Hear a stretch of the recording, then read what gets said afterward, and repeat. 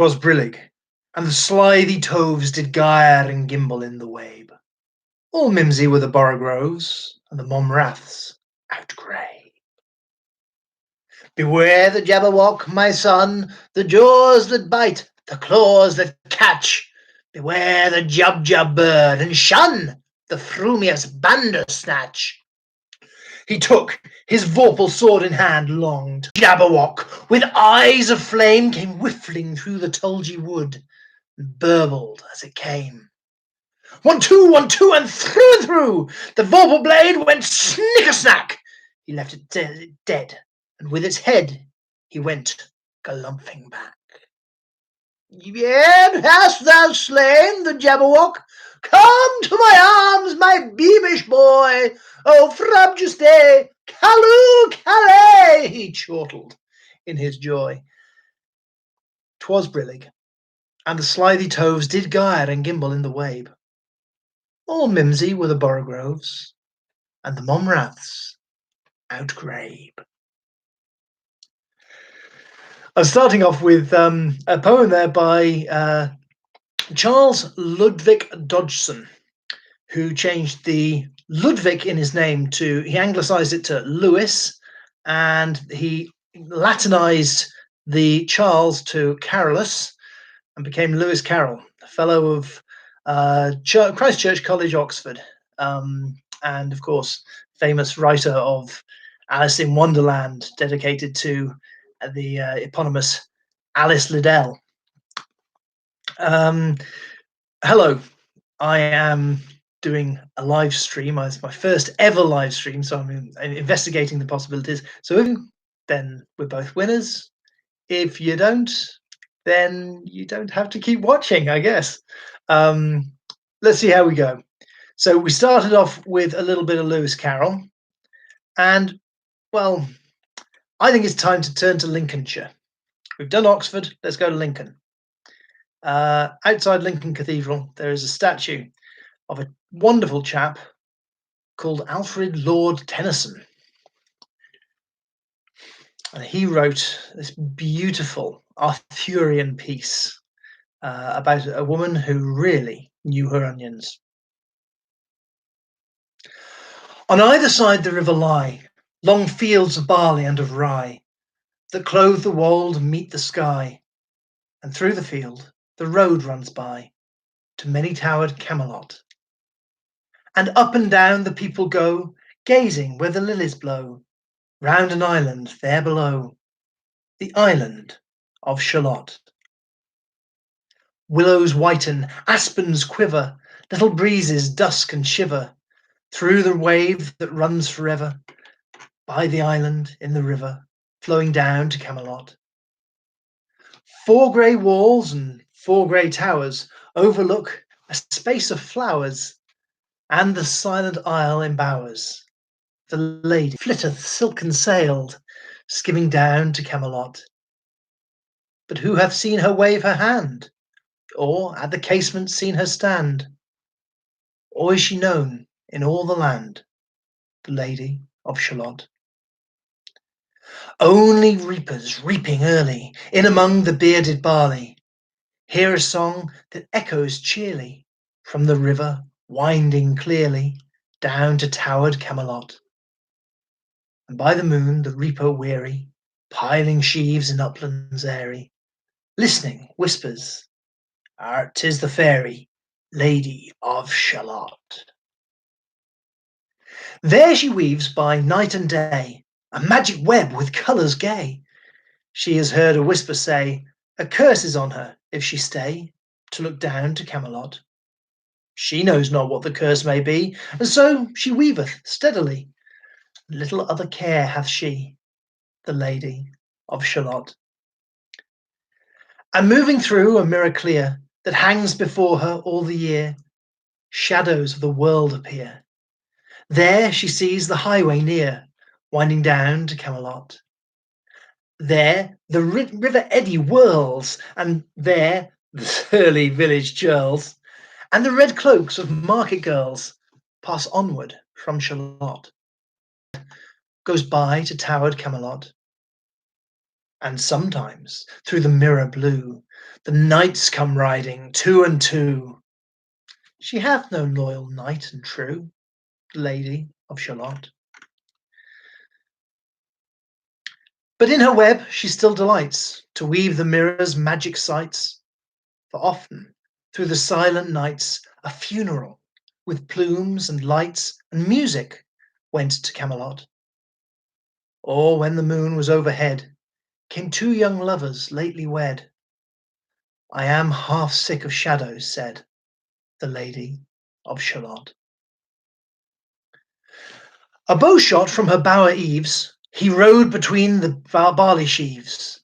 The sun came dazzling through the leaves, and flamed upon the brazen greaves of bold Sir Lancelot. A red-crossed knight for ever kneeled to a lady in his shield, that sparkled on the yellow field beside remote Shalott.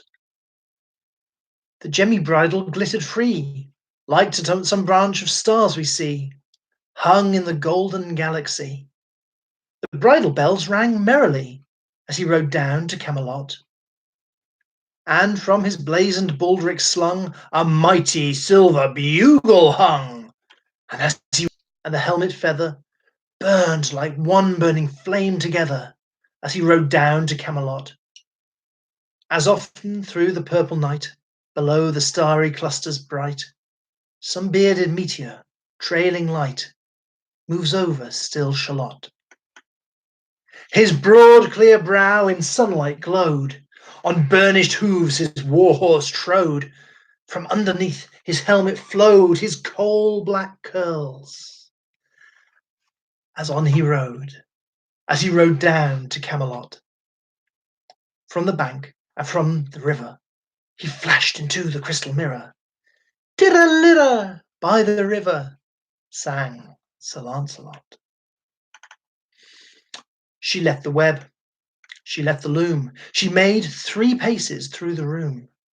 She saw the water lily bloom, she saw the helmet and the plume. She looked down to Camelot. Out flew the web and floated wide, the mirror cracked from side to side. The curse has come upon me, cried the Lady of Shalott. In the stormy east wind straining, the pale yellow woods were waning, the broad stream in his banks complaining, and round about the prow she wrote, the Lady of Shalott. And down the river's dim expanse, like some bold seer in a trance, seeing all his own mischance, with a glassy countenance, did she look to Camelot. And at the closing of the day, she loosed the of Shalott. Lying robed in snowy white, that loosely flew to left and right, the leaves upon her falling light, through the noises of the night, she floated down to Camelot. And as the boat-head wound along the willowy hills and fields among, they heard her singing her last song, the Lady of Shalott.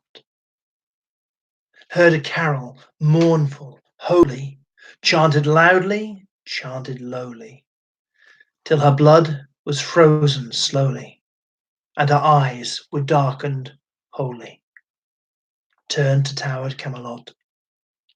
For ere she reached upon the tide the first house by the waterside, singing in her song,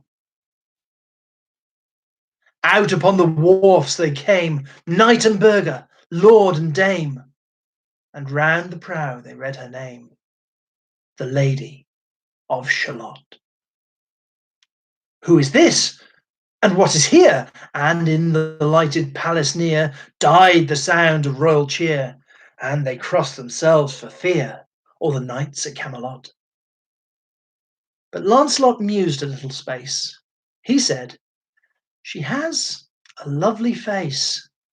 God in his mercy lend her grace, the Lady of Shalott. Really, I should leave that to the end and then I can say, ha, that's Shalott. But I'm not going to do that because that's just a poor joke. So, yes, now that we're all feeling nice and morbid and a little bit depressed after the death of the Lady of Shalott, um, who is clearly reevaluating her life choices, let's move on to another young lady who perhaps took control of the situation. This is a poem by Roald Dahl called Little Red Riding Hood. And when Grandma opened it, she saw the sharp white teeth, the horrid grin, and Wolfie said, "May I come in?" Poor Grandmamma was terrified. "He's going to eat me up," she cried. And she was absolutely right. He ate her up in one big bite.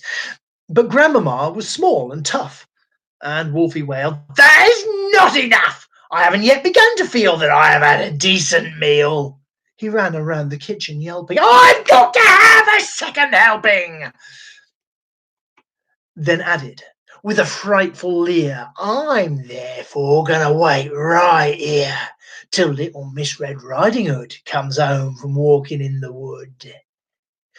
He quickly put on Grandma's clothes. Of course, he hadn't eaten those. He dressed himself in coat and hat. He put on shoes, and after that, he even brushed and curled his hair, then sat himself in Grandma's chair. In came the little girl in red. She stopped, she stared, and then she said, "What great big ears you have, Grandma!" "All the better to hear you with," the wolf replied. "What great big eyes you have, Grandma!" "All the better to see you with," the wolf replied. "What a lovely, great big furry coat you have on." "That's wrong!" cried Wolf. "Have you forgot to tell me what big teeth I've got? Oh well, no matter what you say, I'm going to eat you anyway." The small girl smiles, one eyelid flickers. She whips a pistol from her knickers. She aims it at the creature's head, and bang, bang, bang! She shoots him dead. A few weeks later in the wood, I came across Miss Riding Hood. But what a change! No cloak of red, no silly hood upon her head. She said, "Hello, and do please note my lovely, furry, wolfskin coat."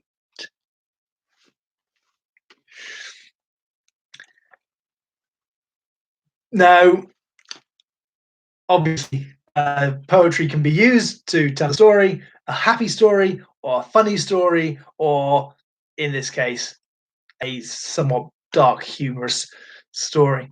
But I'd like to tell you another story now.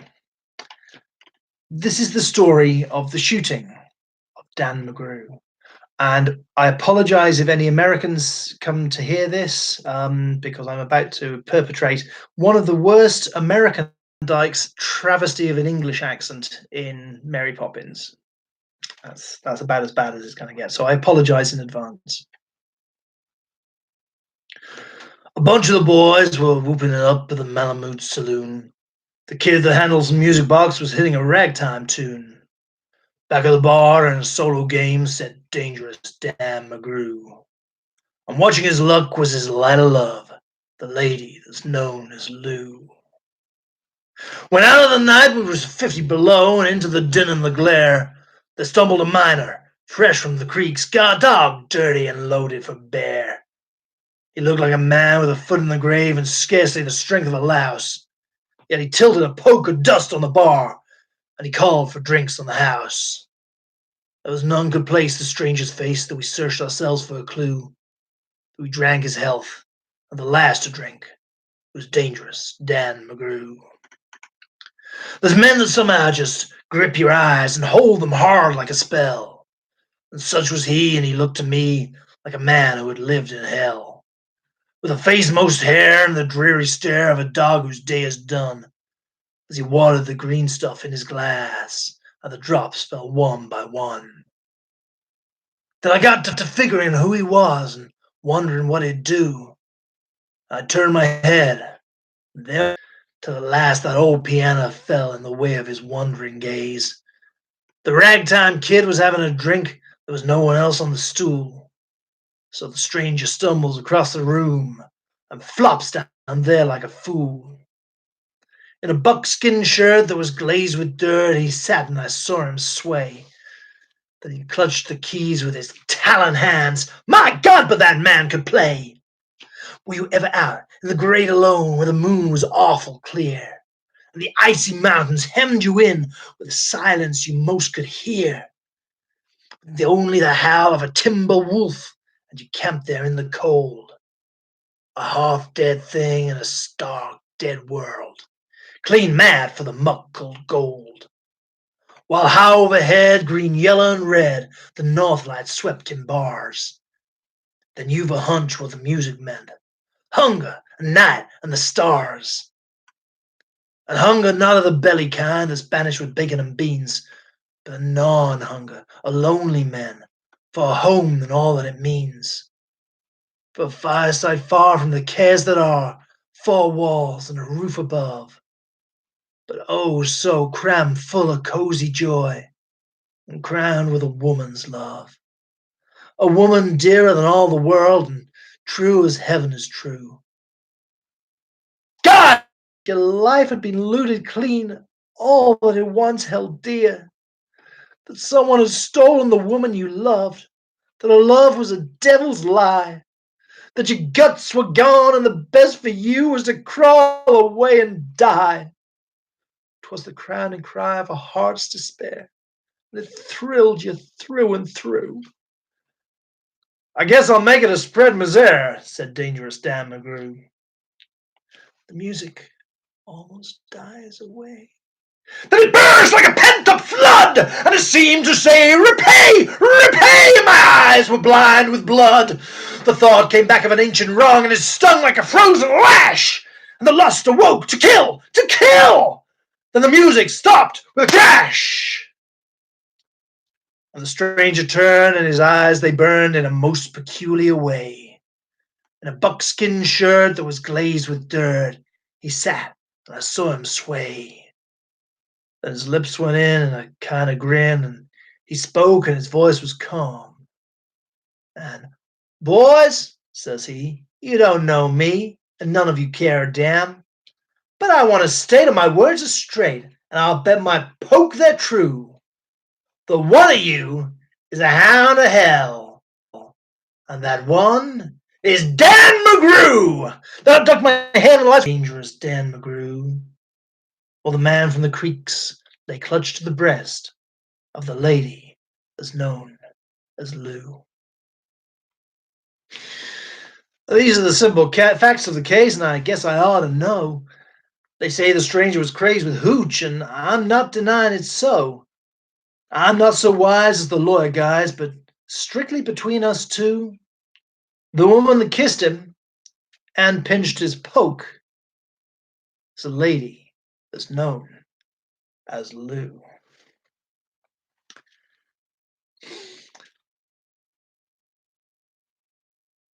Sticking with the musical tradition of poetry, we're going to do one this time written in an English accent from musical tradition. I was once asked a brilliant question about this. Do I think this or Rudyard Kipling's Gunga Din is more racist? I said this one was because Gunga Din, well, it's extolling the virtues of the Bhisti Gunga Din, who was an Indian man, whereas this is just portraying the absolute disregard for that the empire had good points and bad points and things. There's things that we can discuss there, but yeah, there was enough that wasn't good. This is called The Green Eye of the Little Yellow God by John Milton Hayes. There's a one-eyed yellow idol to the north of Kathmandu. There's a little marble cross below the town. There's a broken-hearted woman tends the grave of mad Carew, and the yellow god forever gazes down. He was known as Mad Carew by the subs at Kathmandu. He was hotter than they felt inclined to tell, but for all his foolish pranks, he was worshipped in the ranks, and the colonel's daughter smiled on him as well. He had loved her all along, with a passion of the strong. The fact that she loved him was plain to all. She was nearly 21, and arrangements had begun to celebrate her birthday with a ball. They met next day as he dismissed a squad, and jestingly she told him that nothing else would do. I've got this wrong, haven't I? I've missed a line out. Will you forgive me? Don't really care if you don't. I'm going to start. I'm going to start again, please. Mad Carew by the subs at Kathmandu. He was hotter than they felt inclined to tell. But for all his foolish pranks, he was worshipped in the ranks, and the colonel's daughter smiled on him as well. He had loved her all along, with a passion of the strong. The fact that she loved him was plain to all. She was nearly 21, and arrangements had begun to celebrate her birthday with a ball. He wrote to ask what present she would like from Mad Carew. They met next day as he dismissed a squad, and jestingly she told him that nothing else would do but the green eye of the little yellow god. On the night before the dance, Mad Carew seemed in a trance, and they chaffed him as they puffed at their cigars. But for once he failed to smile, and he sat alone a while, then went out into the night beneath the stars. He returned before the dawn with his shirt and tunic torn, and a gash across his temple dripping red. He was patched up right away, and he slept through all the day, and the colonel's daughter watched beside his bed. He woke at last and asked if they could send his tunic through. She brought it, and he thanked her with a nod. He bade her search the pocket, saying, "That's from Mad Carew." And she found the little green eye of the god, with the jewel that had chanced his life to get. When the ball was at its height on that still and tropic night, she thought of him and hurried to his room. As she crossed the barrack square, she could hear the dreamy air of a waltz tune softly stealing through the gloom. His door was open wide, with silver moonlight. The place was wet and slippery where she trod. An ugly knife lay buried in the heart of Mad Carew. 'Twas the vengeance of the little yellow god. There's a one-eyed yellow idol to the north of Kathmandu. There's a little marble cross below the town. There's a broken-hearted woman tends the grave of Mad Carew, and the yellow god forever gazes down.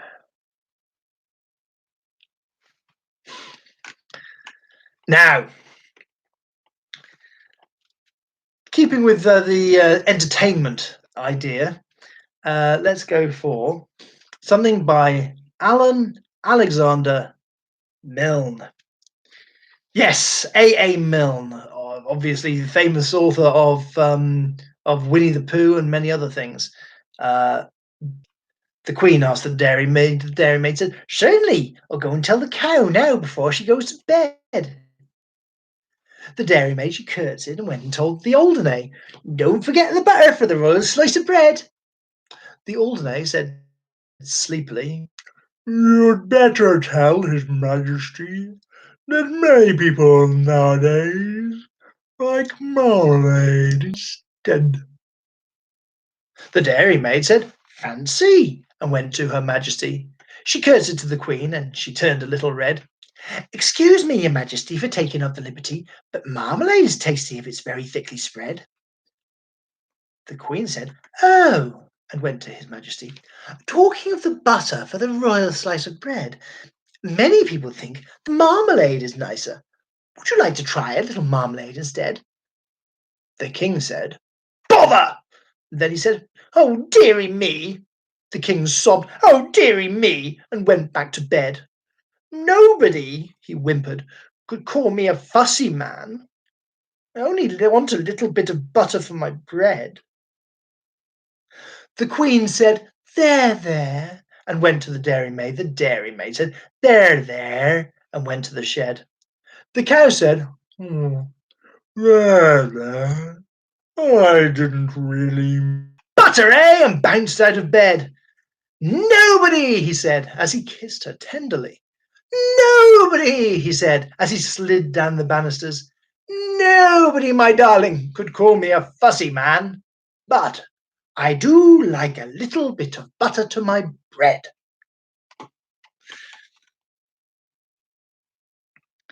Of course, poetry can do other things. Poetry can tell a story without using the words to tell the story. For example, I'm sure everybody watching this has at some point made an important decision in their lives. I'd like you to hold that decision in your mind for a moment as I read Robert Frost, The Road Not Taken. Two roads diverged in a yellow wood, and sorry I could not travel both and be one traveller. Long I stood and looked down one as far as I could, to where it bent in the undergrowth. Then took another, just as fair, and having perhaps the better claim, because it was grassy and wanted wear. But as for that, the passing there had warned them really about the same. And both that morning equally lay, in leaves no step had trodden black. Oh, I kept the first for another day, yet knowing how way leads on to way, I doubted if I should ever come back. I shall be telling this with a sigh, somewhere ages and ages hence. Two roads diverged in a wood, and I took the one less travelled by, and that has made all the difference. Now, Robert Frost was an American, but he did write some extraordinarily good poems. So we let him off his cultural disadvantage. Um, for our American cousins, that's just a joke. Please don't bomb us. So, going with Robert Frost in my attempts to curry more favour with America, we're going to read "Stopping by Woods on a Snowy Evening," something which I recently used to good effect when teaching pronunciation. "Whose woods these are, I think I know. His house is in the village, though. He will not see me stopping here to watch his woods fill up with snow. My little horse must think it queer to stop without a farmhouse near. Between the woods and frozen lake, the darkest evening of the year. The woods are lovely, dark and deep, but I have promises to keep, and miles to go before I sleep, and miles to go before I sleep." Since we're travelling through woods, I think I'm going to do my aunt's favourite poem, if that's okay with everyone. Um, this time by an Englishman, an Englishman peculiarly critical for his age of various aspects of Britishness as they appeared at that time. A chap called Rudyard Kipling. They shut the road through the woods 70 years ago. Weather and rain have undone it again, and now you would never know. There was once a road through the woods before they planted the trees. It is underneath the coppice and heath and the thin anemones. Only the keeper sees that where the ring doves brood and the badgers roll at ease, was once a road through the woods. Yet, if you enter the woods of a summer evening late, where the night air cools and the trout ring pools and the otter whistles his mate, they fear not men in the woods, because they see so few. You'll hear the beat of a horse's feet and the swish of a skirt in the dew, steadily cantering through the misty solitude after walking in the woods. and said, "I've seen or heard or felt or otherwise experienced a ghost." And where most parents would say, "No, no, there, dear. There's no such thing as ghosts." Kipling decided to write a poem saying, "Yeah, there are."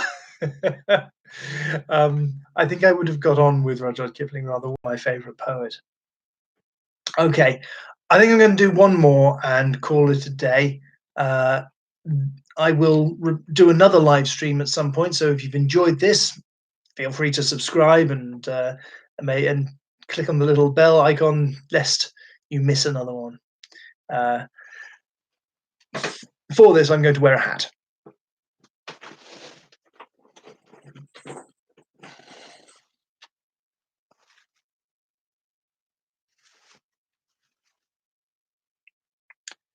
There you go. Now, obviously, I look magnificent because, you know, I do look good in a hat. There we go.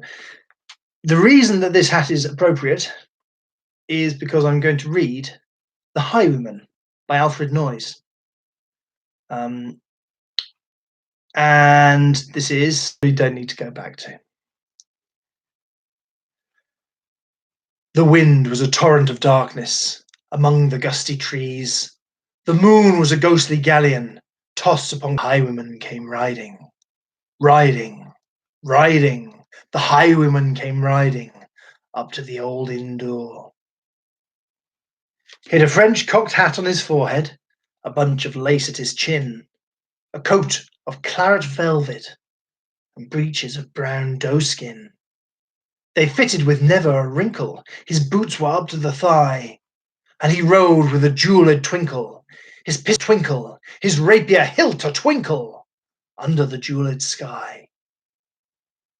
Over the cobbles he clattered and clashed in the dark inn yard, and he tapped with his whip on the shutters, but all was locked and barred. He whistled a tune to the window, and who should be waiting there but the landlord's black-eyed daughter? Yes, the landlord's daughter, plaiting a dark red love knot into her long black hair. And dark, in the dark old inn yard, a stable wicket creaked, where Tim the ostler listened, the landlord's red-lipped daughter. Dumb as a dog he listened, and he heard the robber say, "One kiss, my bonny sweetheart, I'm after a prize tonight, but I shall be back with the yellow gold before the morning light. Yet, if they press me sharply and harry me through the day, then look for me by moonlight. Watch for me by moonlight. I'll come to thee by moonlight, though hell should bar the way." He rose upright in the stirrups. He scarce could reach her hand, but she loosed her hair in the casement. His face burned like a brand, as the black cascade of perfume came tumbling over his breast, and he kissed its waves in the moonlight. Oh, sweet black waves in the moonlight. Then he tugged at his rein in the moonlight and galloped away to the west. He did not come in the dawning. He did not come at noon. And out of the tawny sunset, before the rise of the moon, when the road was a gypsy's ribbon looping the purple moor, a redcoat troop came marching, marching, marching. King George's men came marching up to the old inn door. They said no word to the landlord. They had tied her up to attention with many a sniggering jest. They had bound a musket beside her with the barrel beneath her breast. "Now keep good watch," and they kissed her. She heard the dead man say, "Look for me by moonlight. Watch for me by moonlight. I'll come to thee by moonlight, though hell should put hands behind her, but all the knots held good." She writhed her hands till her fingers were wet with sweat or blood. They stretched and strained in the darkness. The hours crawled by like years, till now, on the stroke of midnight, the stroke of midnight. The tip of one finger touched it. The trigger, at least, was hers. The tip of one finger touched it. She strove no more for the rest. Up she stood to attention, with the barrel beneath her breast. She would not risk their hearing. She would not strive again. For the road lay bare in the moonlight, blank, and down the ribbon of moonlight, over the brow of the hill, the highwaymen came riding. Riding, riding. The redcoats looked to their priming. She stood up, straight and still. Clot, clot in the frosty silence, clot, clot in the echoing night. Nearer he came and nearer. Her face was like a light. Her eyes grew wide for a moment.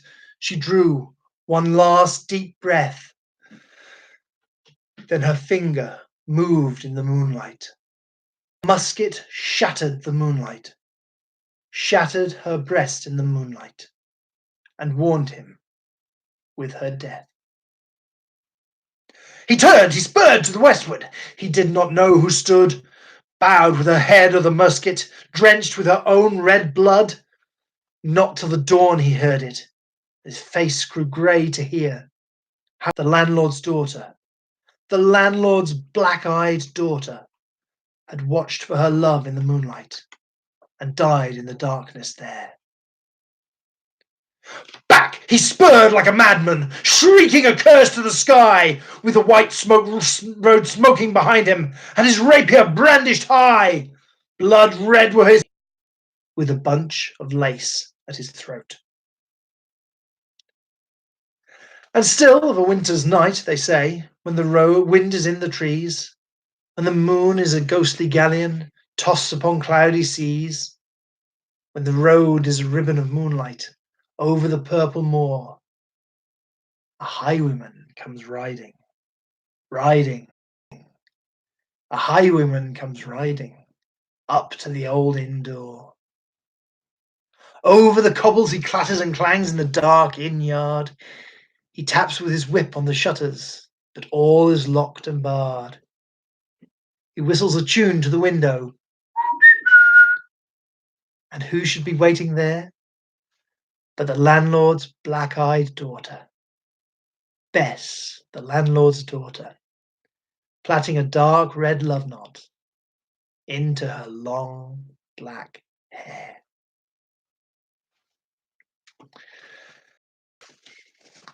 And at this juncture, I think I shall end the live stream. Thank you for watching this. I don't think anyone has actually joined me. I have one viewer, but that might be myself.